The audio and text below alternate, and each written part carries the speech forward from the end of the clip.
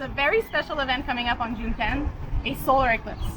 I am super excited, even though I won't be able to see it from here in Hawaii.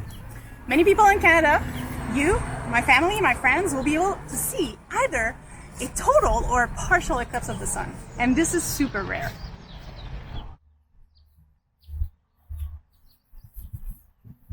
Hi, my name is Laurie Rousseau-Nepton. I am a member of the Inuit Nation in Quebec and an astronomer working in Hawaii at the Canada-France-Hawaii Telescope. Solar eclipses. So many communities around the world are sharing tales about these phenomena. And today I want to share with you two stories that are from Canada that I adapted specially for this occasion. The first one comes from the Inuit territory. In a time when darkness covered the earth, Melina and her brother Anengan lived in a village. Using the darkness to hide, someone was disturbing Melina at night.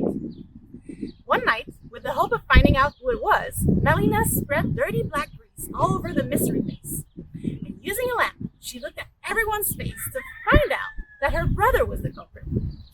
Very mad, she grabbed a brand from the fire and started chasing him. Anengan ran into the sky and Melina flew after him.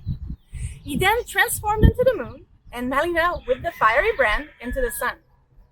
During the pursuit, sparks got spread around from the brand and became the stars.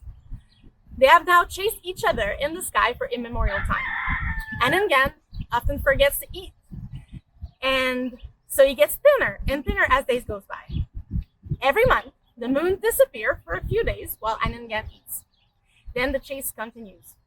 This eternal cycle makes the sun alternate in the sky with the moon. When there's a solar eclipse, Anengan has caught up with Melina, and Melina is known to be the goddess of the sun, while Anengan, the god of the moon for the Inuit people. Now the second story comes from multiple communities in Canada, from the East Coast and Central Canada, including the Innu, the Ojibwe, the Cree, and others. And it goes as, in the old days, people were not the chiefs and did not hunt animals. Animals were the chief and hunted people. They killed everyone except one girl and her little brother. The boy learned to hunt snowbird and squirrels with a bow and arrow. He became such a good hunter that he started catching bigger prey. And one day, he felt like something was following him. His sister helped him fashion a snare, and he set it along a melted path in the snow. It was the sun's path. As the sun rose, he got caught into the snare, and darkness followed. The animals were afraid but amazed by the boy. They sent the biggest and most fearsome animal to try to free the sun. The caribou and the moose went first, but it was too hot. The hunting birds flew, but the fire burned their feather. It was a tiny mouse, who in those days was as big as a mountain, that chewed through the snare, freeing the sun. But meanwhile, the intense heat shrunk him down to his present size. Since that time, the people have been hunting on the land, and the sun and the moon follow their cycle. That little boy is Sakapish, and he's known as the man on the moon.